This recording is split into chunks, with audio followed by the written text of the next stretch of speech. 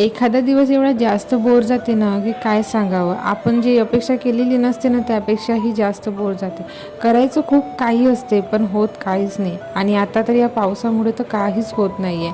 कुठं बाहेर निघलो थोडंसं की पाऊस चालू होऊन जातो आणि अशा ओल्या वातावरणात बाहेर निघावंच वाटत नाही. असंच दुपारच्या वेळेला पाऊस चालू झाला होता त्यामुळे असं गरमागरम चहा वगैरे पिला. नंतर लगेच भांडे घासून घेतले कारण मला स्वयंपाक करायचा होता. कारण आता थोडंसंही पाऊस जरी आला ना तर लाईट ही गेलीच पाहिजे. त्यामुळे पटकन भांडे घासून घेतले आणि लगेच स्वयंपाकाला लागली.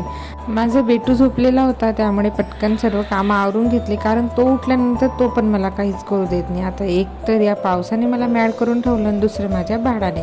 कारण पाऊस चालू असतो कंटिन्यू त्यामुळे त्याची पण एवढी जास्त चिडचिड होते कारण त्याला बाहेरच निघायला मिळत नाही. नंतर मी त्याच्या जेवणाची तयारी केली आणि त्याला जेवायला दिलं.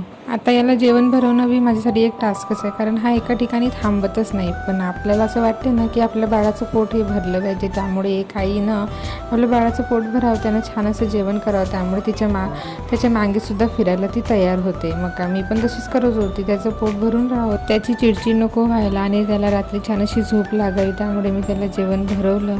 नंतर माझं बाळ बघा तुम्ही किती जास्त मस्तीखोर झाला. आता तो याचे एवढे जास्त केस ओढत होता ना, त्याला मी अडवत होती पण त्याला जे करायचं तो तेच करते. जाऊ द्या, यांचं तर चालतच राहील. आपण भेटू नेक्स्ट व्हिडिओमध्ये. तोपर्यंत बाय.